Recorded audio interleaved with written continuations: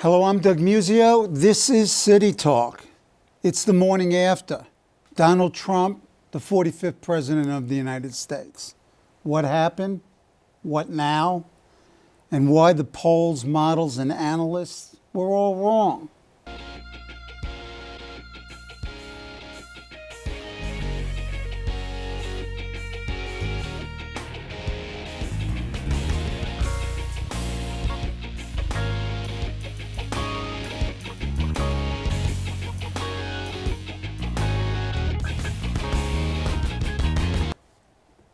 What happened? And I know what happened is impossible to answer, but some insight, Hank. You have a meeting of multiple trends at the same time, dislocating everything we think about how elections work, don't work at the national level, how we don't get information or do, how people are informed, how media, free media, right, coverage functions, demographic shifts, how do they play into outcomes. All of this going on at the same time in a generational shift of significant proportion during an economic crisis as people see it. That is what occurred. David. It's really difficult to say exactly what went wrong, but I want to underscore the premise of your question, that this wasn't just a matter of one or two or a majority of organizations getting this wrong. Outside of individual polls, every single aggregator of prediction models got this wrong, every single one, and across the partisan spectrum. And a lot of it is what Hank just talked about, that we have changes in media consumption, that we have changes in party loyalty, we have changes of a sense of personal risk in a shifting demography nationally that makes some people feel less secure than they might have been before. And again, that's difficult to predict across the political spectrum. But we should make no mistake about this. We're in the middle of an epistemic crisis, by which I mean simply we don't know how we know what we know. And it's going to be necessary to reassemble a sense academically, professionally, of what we think we know about the American electorate and politics. And not only an epistemic crisis, but an existential crisis. I mean, you know, we are on the knife edge. We don't know what's going to happen. Trump is a total unknown. It seems to me that what the majority did was give a giant finger to existing institutions. It was a FU star K vote. Very similar to Brexit in that regard. Yes. And very similar problems with the polling. That, you know, if people feel outside of the social mainstream and they don't feel that government serves their interest in a fundamental way, or that the people who champion government can serve their interests in a fundamental way, and that extends to our efforts to develop trade relationships, it extends to our efforts to nurture an economy, if they don't believe that that ultimately benefits them, it's hard to predict what they're going to do other than that middle finger to the political process and elites to core. Mickey, talk about what happened in terms of some of the exit poll numbers. Well, they're pretty extraordinary.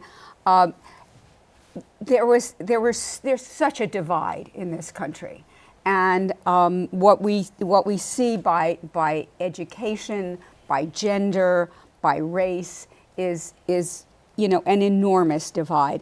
Women voted for Hillary. Men overwhelmingly voted for Trump. College-educated men voted for Trump. Non-college educated men voted for Trump. White men, just went in enormous numbers for Trump. Young men voted for Trump. And non-college women, he won by 28 points. Yeah, I think he did. I believe you, but I actually thought that he didn't do that on non-college women. But I think you're right that he did win non-college women. She won college-educated women, by but 6 college-educated points. men voted for Trump, and she won the non-whites. She won. Nobody expected her to win the black vote by the numbers that Obama won them. And also the black share of the vote was not of her liking. Right.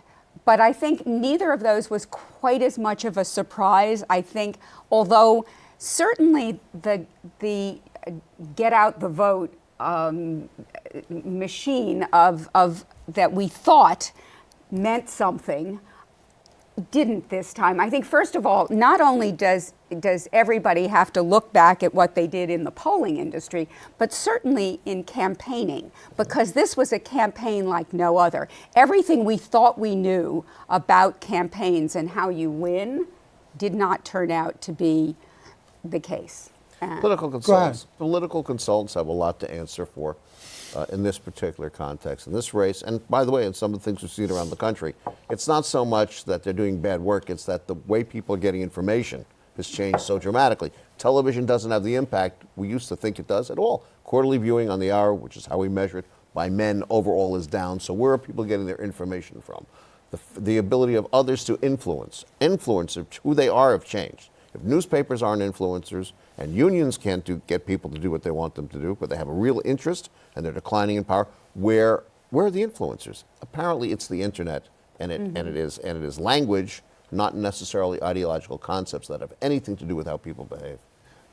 I want to go to the trust and authenticity issue, because I think this is really Yes. huge. You had a tremendously sophisticated get out the vote operation. It didn't work. And it suggests that as much as you try to micro-target people and get them to the polls, if they fundamentally don't like the product, if they don't like your candidate, They're not coming out. They're not That's going to right. come out. But if you look at trust in government numbers, it peaked in 1965 in this country with 82% of Americans. Gallup has been asking this question since the 1950s. Do you trust government to do the right thing all the time, most of the time, some of the time, none of the time? 65, that number was 82% all or most of the time. Today, that all or most of the time number is at 19%. And the steady erosion of credibility, the steady erosion of reputation through assaults online, through WikiLeaks, through the notion that they're all corrupt, the pox on all their houses, even if many of us who do similar kinds of work can say, well, that's campaign chatter, it's not corrupt, it's a conversation. But looking in at it from the outside, it delegitimates the process of governing and the process of policymaking. Now that you have in office people dedicated to further eroding those institutions, how you put this Humpty Dumpty back together is far from clear to me. Or how does it function on a daily basis? I mean, the fascinating thing to me is that Donald Trump represents the absolute anti-establishment kind of profile for an establishment guy. Why? He's never served in the military and he's never served in government. The two institutions that seem to bind this nation. We don't have Walter Cronkite anymore bringing us together. We don't have military service, the draft bringing us together. So what brings the nation together? That is part of what's going on here. One of the things that fascinated me actually in the numbers was that more people disliked Trump, had an unfavorable view of Trump, and even more people distrusted Trump than Hillary Clinton, and yet he won. And I think that it does go to the fact that even though they didn't really like him, they don't really trust him, many don't really think he's competent and able to really be president, they're so angry and they so distrust the government and all institutions that because he is the anti-establishment, they still went with him. In the Eastern Seaboard battlegrounds, 3/4 of Trump's supporters say that they are very angry at government. And this is a terrific problem. And if you don't believe that government serves your best interests, then it matters less if you break it, right? It matters less because you don't perceive that you have something at stake. But if government is the enemy, what do people do then?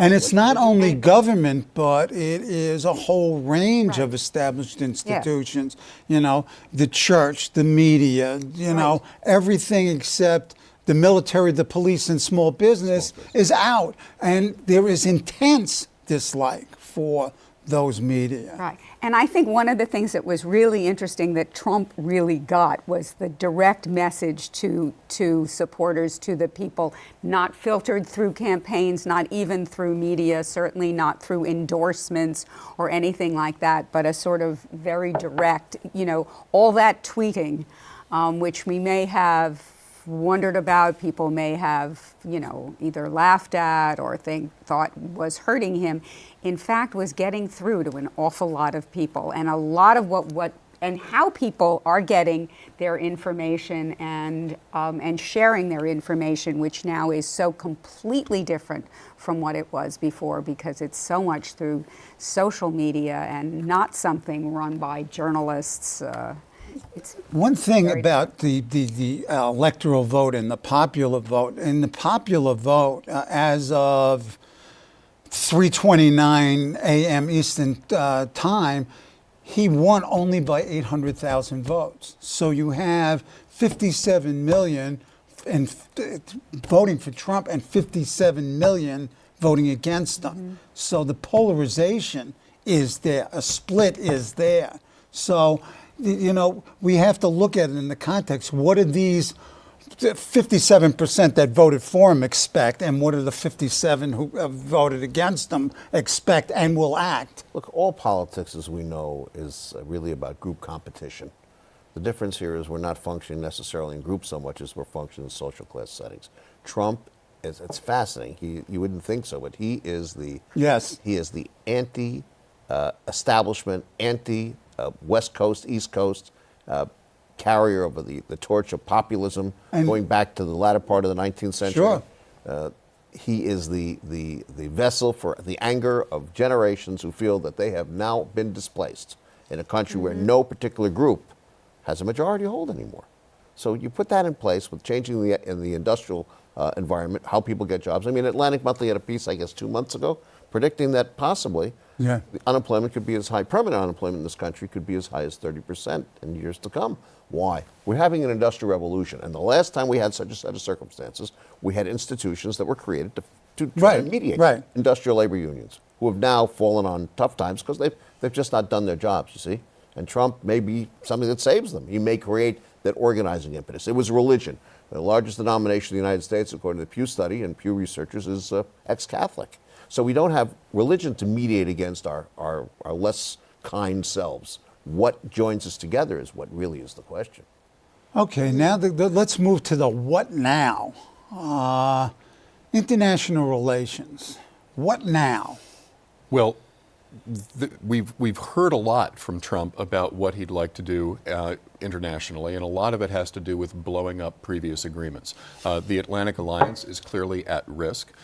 He has said point blank that he's not inclined to defend countries that don't pay what he believes to be the fair share. And to be fair, there are countries that are underperforming GDP percentage contributions to defense in terms of the NATO agreements. But he said that he won't extend our nuclear umbrella or our defense shield over those countries.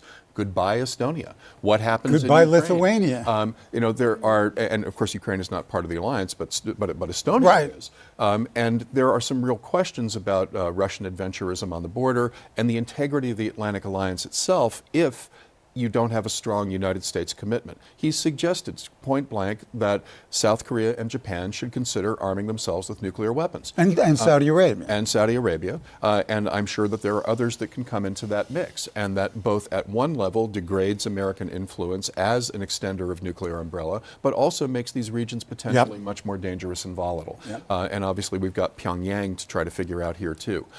Last point that I'll make on this is all of the saber rattling about trade agreements, 35% tariffs on Chinese goods, withdrawal from NAFTA, potentially withdrawal from a whole host of, TPP is obviously stone cold dead at this stage.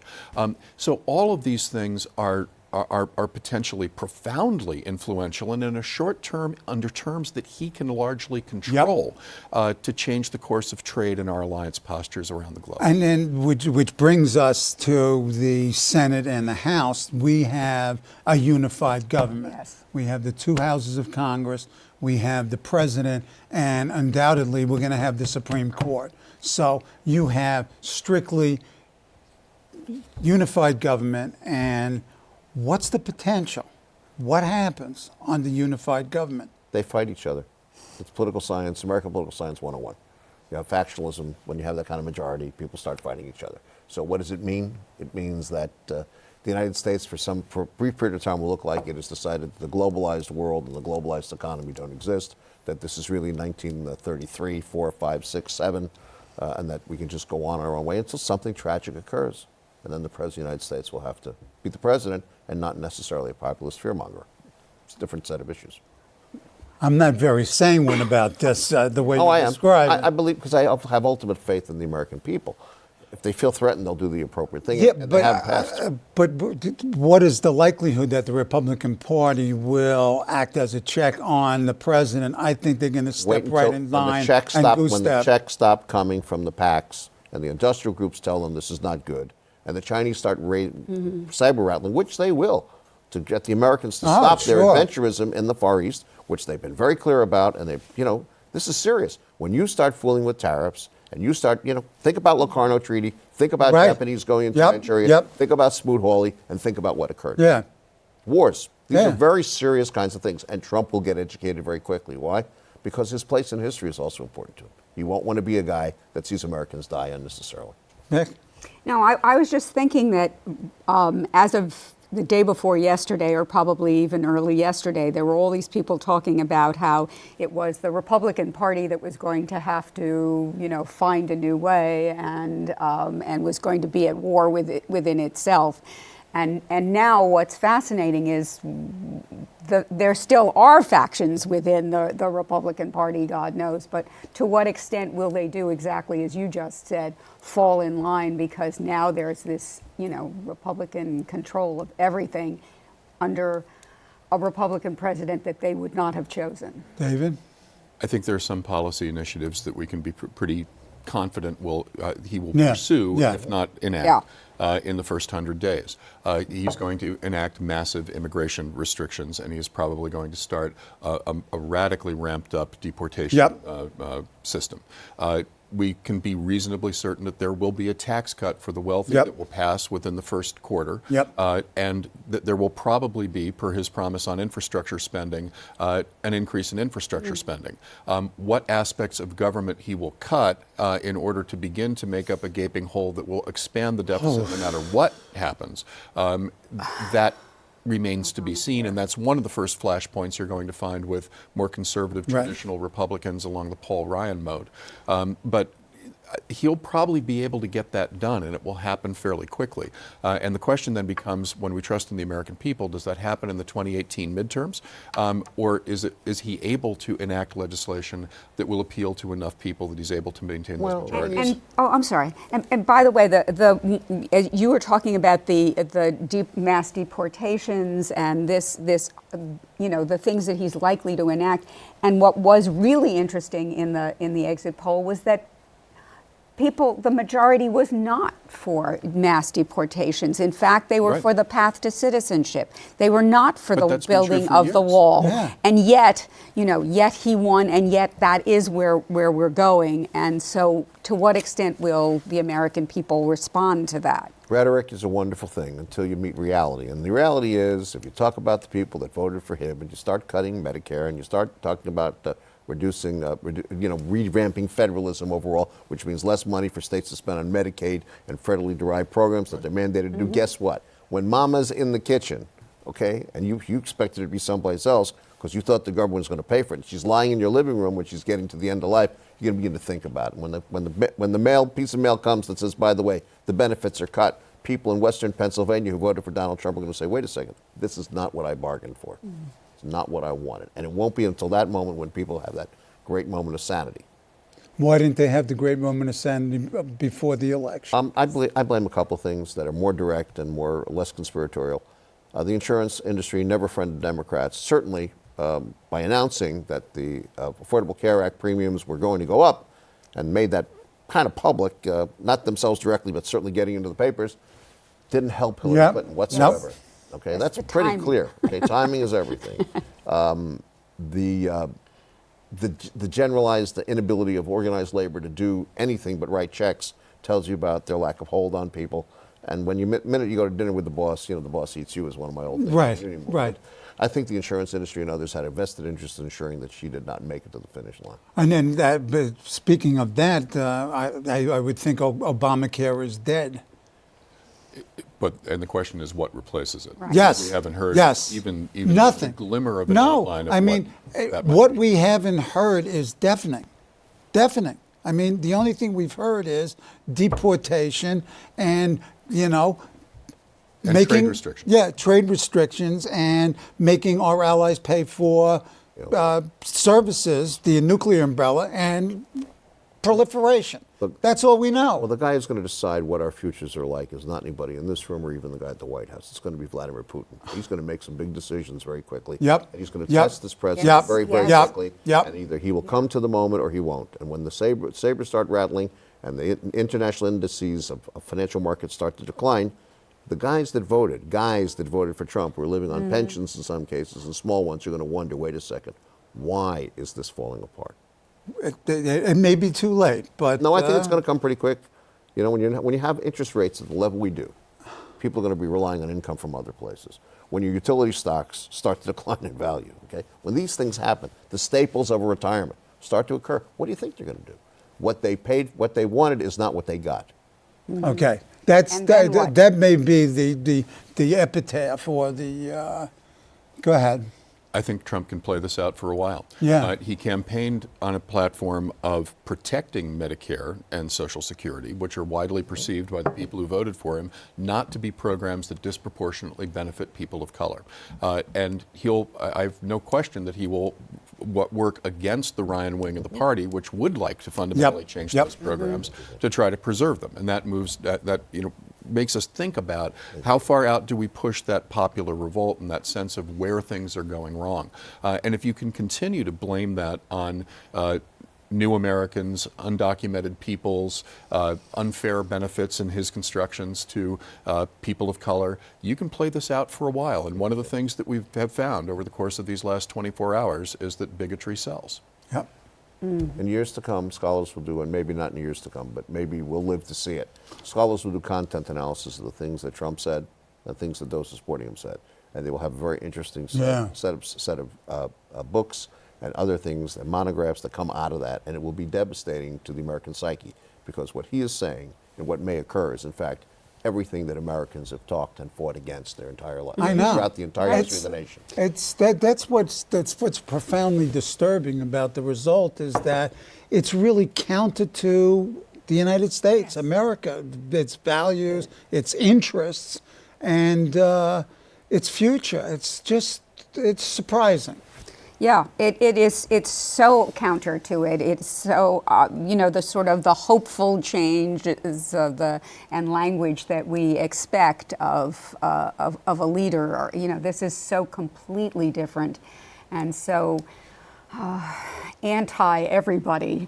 I think one of the things that was interesting throughout this campaign was how much his blunt language was perceived as being truthful, as being honest, as, telling it like it is, because he said things that were shocking, that were things other people wouldn't say, and he said them in ways other people would never have said, and that there were people who sort of thought, give it to them, show them, and without maybe even realizing what the message really was. And we've lost, in a very much broader sense than politics alone, a sense of decorum, a sense of just action in civic forums.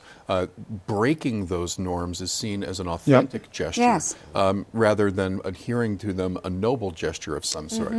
We've lost a sense of, what the Greeks would have called arete, but that you have this notion of just action on behalf of a people, the noble person. People laugh at that concept and think of it as elitist. But we need to find that again if we're going to reconnect with institutions that are actually believed to help people. In my line of work as the Dean of a School of Public and International Affairs, preparing people for leadership and service roles in non-governmental and governmental organizations, I see this as a profound crisis and a profound barrier to their careers and their ability to serve in a manner consistent with what almost all of us would believe to be good. Good values, good products, good service. How do you get it done if all of the vessels for that service are leaky and perceived to be?